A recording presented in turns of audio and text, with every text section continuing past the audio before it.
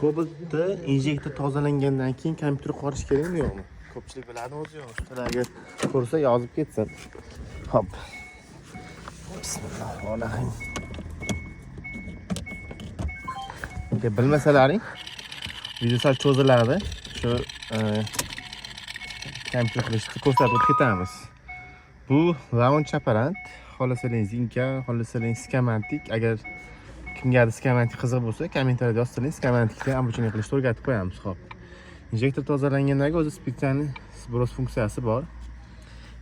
Ketdi. Monitoring, balans mощности dvigателя kiramiz. Tak. Stop fasten. Hoppa. Jam'i kiramiz. Zajgani yoniq. Xohlasangiz avtomatik poyez qiladi. Xohlasangiz win nomer topishdi bu. Xohlasangiz bir через hop Chevrolet mashina yili 2023 Cobalt.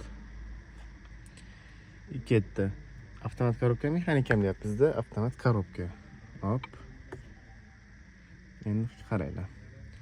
Mana balans мощность silindr, balans topливный форсунка. Shu injektor tozalangandan keyin обязательно odamlar tilida, shu xalq tilida kompyuter qorish kerak, shu biz tilida shu sbros обучение adaptatsiya degan narsa bor mana.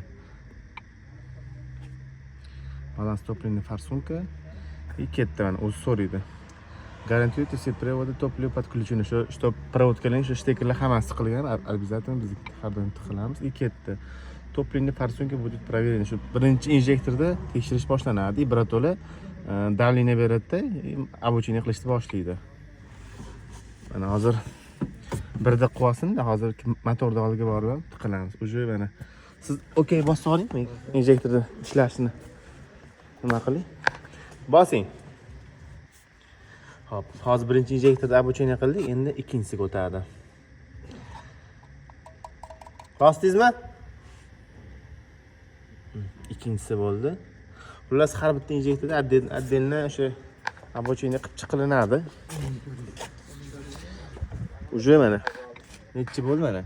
O'sha 3-injektor mana. Xullas shu tarzda injektorlar kompyuter qilinadi, обучение qilinadi. Keyin shunda injektor tozalangani salimli bilinadi. Bo'lmasam bir xil aytadi, injektor tozalasak ham shu mashina yaxshi yurmayapti deydi.